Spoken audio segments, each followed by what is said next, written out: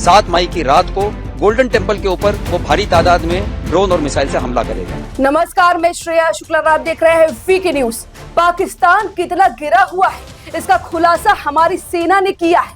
जी हाँ, पाकिस्तान ने अमृतसर के गोल्डन टेम्पल पर अपनी मिसाइलें दागी थी और सेना ने कैसे इस मिसाइलों को धराशायी किया, इसका लाइव डेमो दिखाया है और पाकिस्तान के घिनौने राज का खुलासा भी किया है।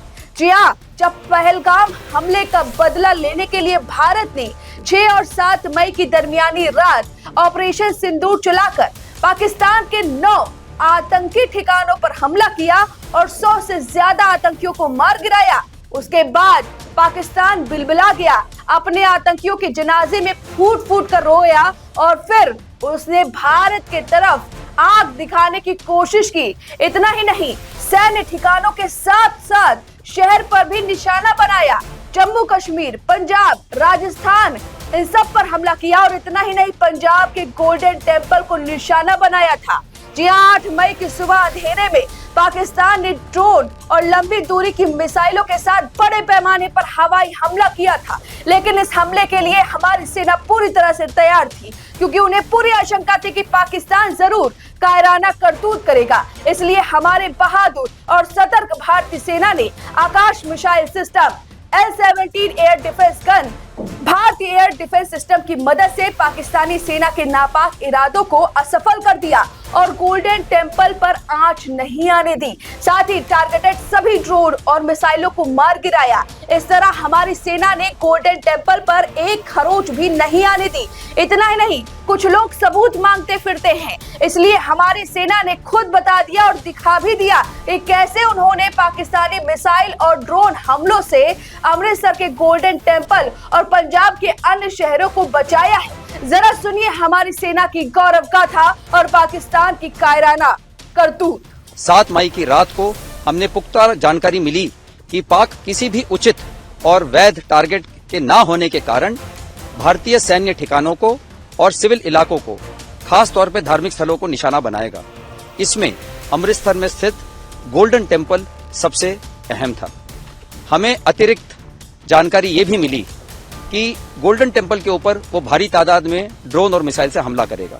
इसीलिए हमने तुरंत आधुनिक, अतिरिक्त एवं उपयुक्त एयर डिफेंस को उपलब्ध कराया और रणनीति के अनुसार गोल्डन टेम्पल को चारों ओर से एयर डिफेंस की सुरक्षा दी गई। 8 मई की सुबह को अंधेरे में पाक ने अनुमान अनुसार ड्रोन और मिसाइल के जरिए से सभी सैन्य एवं सिविल ठिकानों पे और खास तौर पे गोल्डन टेम्पल पे भारी तादाद से ड्रोन का हमला किया।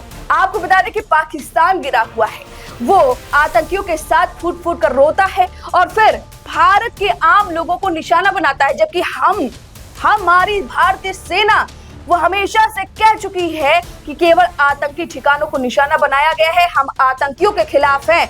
इसके बावजूद वहां की सेना लगातार आतंकियों के साथ मिलकर ऐसे हमले कर रही है और गोल्डन टेम्पल जैसे धार्मिक स्थलों को निशाना बना रही है। इससे वो क्या करना चाहती है, वो पाकिस्तानी क्या करना चाहते हैं भारत में ऐसा करके? कुछ लोग तो हमदर्द बना करते हैं कि वॉर नहीं होना चाहिए और इनकी करतूत देखिए, करतूत ऐसी है कि माफ किया ही नहीं जा सकता। लेकिन हमारी भारतीय सेना ने डट कर मुकाबला किया और इनकी जो फिसड्डी चाइना माल जैसी सभी मिसाइलों को, ये तुर्की जैसे ड्रोनों को नेस्ता नाबूद कर दिया और अब तुर्की को भी भारत सबक सिखा रहा है, क्योंकि उन्होंने ऑपरेशन दोस्त के जरिए भारत ने 2 साल पहले तुर्की को मदद की थी, लेकिन यही तुर्की आज धोखेबाज, एहसान फरामोश निकला और इसी तुर्की पर अब बैन लगाए जा रहे हैं। इनकी सेलेबी कंपनी अब रो रही है।